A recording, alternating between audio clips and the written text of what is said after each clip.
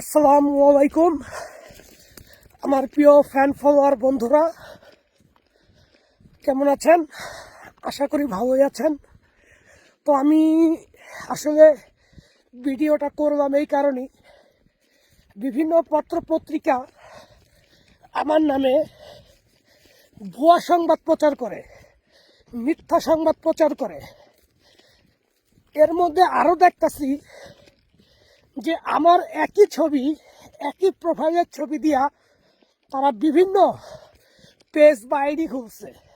এক একজনের ফলোয়ার দেখি 40,000, 50,000, 28,000, 20,000, 16,000 হয়ে গেছে। হোক, সেটা তাদের ব্যক্তিগত।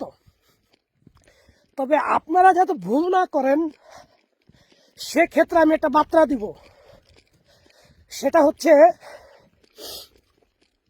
আমার অরিজিনাল আইডিটা কিভাবে আপনারা বুঝবেন? যেটা দেখবেন 3,90,000-এর উপরে ফলোয়ার।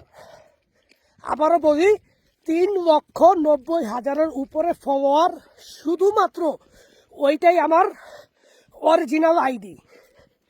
আর এর নিচে, মানে 3,90,000-এর নিচে যত আইডি দেখবেন এগুলো সব ফেক আইডি। যদি আমাকে ভালোবাসেন, যদি আমাকে আপনারা পছন্দ করেন বাংলাদেশের নাগরিক এবং আপনাদের প্রিয় ভাই বন্ধু হিসেবে বা আপনাদের প্রিয় সন্তান হিসেবে, তাহলে ওই ধরনের ফেক আইডিগুলা আপনারা রিপোর্ট মারবেন। এটা আপনাদের সকলের কাছে, আমার প্রিয় ফ্যান ফলোয়ার সকলের কাছে আমার এটা অনুরোধ। দয়া করে আপনারা আমার এই অনুরোধটা রাখবেন।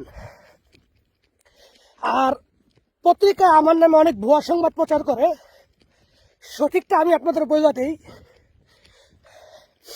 সেটা হচ্ছে, আমার নাম মোহাম্মদ সোহেল সর্দার নীরব।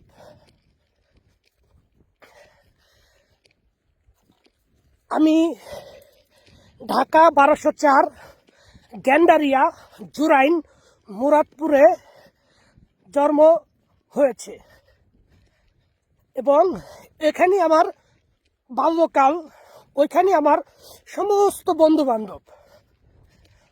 তো 2005 সালে আমি এসএসসি পরীক্ষা দেই এবং পরীক্ষায় পাশ করে 2005-এই ঢাকার পুরান টাউন কবি নজরুল গভর্নমেন্ট অ্যান্ড কলেজ ইউনিভার্সিটিতে আমি ভর্তি হই মানবিক শাখায়।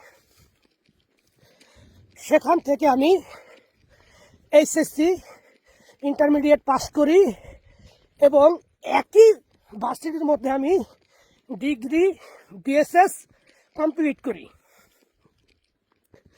তারপর জীবনকে উন্নয়নশীল যাত্রায় নিয়ে যাওয়ার জন্য প্রবাসে পাড়ি দেই। কারণ আমার বাবার তেমন বেশি অর্থ ছিল না বা সম্পদ ছিল না যা দিয়ে আমি বসে বসে খাবো। নিজেই একটা সংগ্রাম করার জন্য প্রবাসী হই। তারপর আমি 2012 সালে সৌদি আরব যাই এবং 2022 সালে সৌদি আরব থেকে বাংলাদেশে ফিরে আসি। ফিরে এসে দেখি যে বাংলাদেশের অবস্থা ভালো না। ব্যবসা বাণিজ্য করলে একজন আরেকজনের পিছনে লেগে থাকে। আবারও প্রবাসী হই। যেহেতু আমি দীর্ঘদিন প্রবাসে কাটিয়েছি, আমার অভিজ্ঞতা ছিল অনেক। তো আমি একটা চায়না কোম্পানিতে ইন্টারভিউ দেই। তারা আমার সরাসরি ইন্টারভিউ নেয়। সেই ইন্টারভিউতে আমি সফলতা অর্জন করি এবং নাম্বার 1 পেজে থাকি তাদের পছন্দে। তখন তারা আমাকে ওয়ার্ক পারমিট দিয়ে রাশিয়া নিয়ে আসে এবং সেই কোম্পানিতে আমি চাকরি করি। চাকরি করার পর দীর্ঘ 8 মাস পর আমি যাই শহরে ঘুরতে। তখন একটি বিজ্ঞাপন দেখি। বিজ্ঞাপনটা হলো যে রাশিয়াতে চাইলেই বেসামরিক মানুষ বা ভিনদেশিরা সেনাবাহিনীতে অংশগ্রহণ করতে পারবে। সেক্ষেত্রে আমাদের আবেদন করতে হবে। তো আমি প্রথম আবেদন করছি, তারা আমাকে রিসপেক্ট বা নেওয়ার জন্য ইচ্ছা পোষণ করে নাই। প্রথম ক্যান্সেল, দ্বিতীয়বার আবেদন করছি, দ্বিতীয়বারও ক্যান্সেল হয়েছি, তৃতীয়বার আবেদন করেছি, তৃতীয়বারও ক্যান্সেল হয়েছি। ক্যান্সেল হওয়ার একটাই কারণ, আমি রাশিয়ান ভাষা জানি কি না। তাদের ব্যাটালিয়নের মন্ত্রণালয় থেকে এই রিপোর্টটা করে। আমি তো ভাষা জানি না, কি করব? আমি ইংলিশ জানি, আরবি জানি, বাংলা জানি, হিন্দি জানি, উর্দু জানি, রুস্তি ভাষা তো জানি না, তাই কি করব? তখন শেষ চেষ্টা করি, আমি যেখানে থাকতাম সেখান থেকে 10.5 ঘন্টা শুধু বিমান দিয়ে যেতে হয়। জায়গাটার নাম হচ্ছে রোস্টভ অন ডন।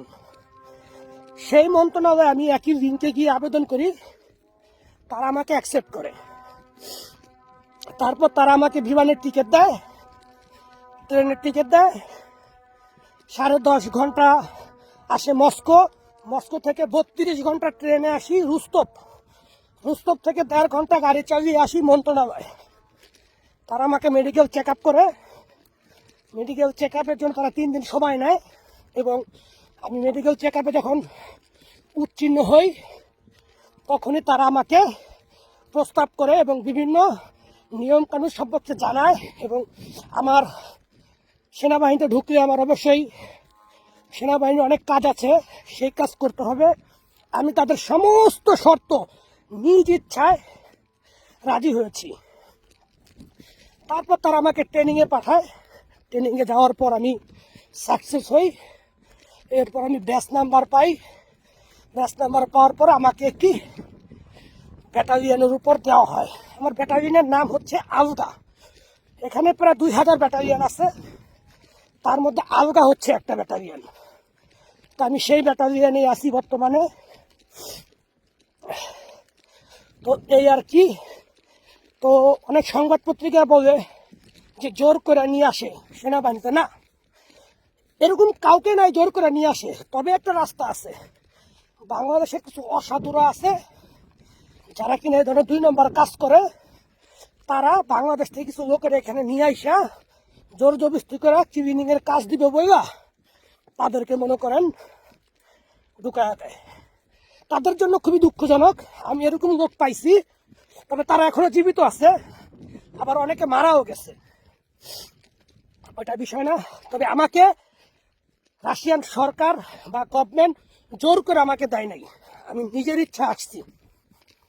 কারণ একটাই, বাস্তব হলো অর্থের প্রয়োজন, আর অর্থ ইনকাম করতে হলে জীবনে রিস্ক নিতে হয়। সেটাই আমি জীবনে রিস্ক নিচ্ছি। 1 বছর উপর হয়ে গেছে, 1 বছর উপর হয়ে গেছে। আলহামদুলিল্লাহ, আপনাদের দোয়া আমি এখনো সুস্থ সবল আছি এবং সেনাবাহিনী থেকে অনেক মেডেল অর্জন করছি, সেই বিষয়ে পরে ভিডিও দিব। তো আলহামদুলিল্লাহ সব দিক থেকে ভালো আছি। তো এখন আবার কাজে ব্যস্ত হয়ে পড়বো, এখন আপনাদের সাথে আর কথা বলতে পারবো না। আপনারা শুধু যেটা দেখবেন 3,90,000 উপরে, সেইটাই শুধুমাত্র ফলো দিবেন। আর এর নিচে জায়গাতে পাবেন, সাথে সাথে বলুক মারবেন, ঠিক আছে? আর আমার বাড়ি হচ্ছে জোরাইন মুরাদপুর, আর আমার বাবার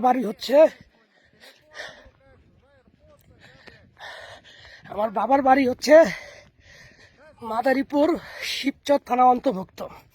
বাস এতটুকুই। আমার বন্ধু যুদ্ধ করে আসলো এই মাত্র। গাবারি Что сказать? ইয়া তে কাক Я душный, это Уголек, мой друг, я из России. Победа будет ও за нами. মাই Дед. কমান্ডার, এ হচ্ছে আমার কমান্ডার। দেখেন, এ হচ্ছে আমার কমান্ডার। সে আমার অত্যাধিক ভালোবাসে। তাদের ভাষা হচ্ছে ইয়া তেবে লুবলু। Я тебя тоже. কমান্ডার Давай, аккуратно.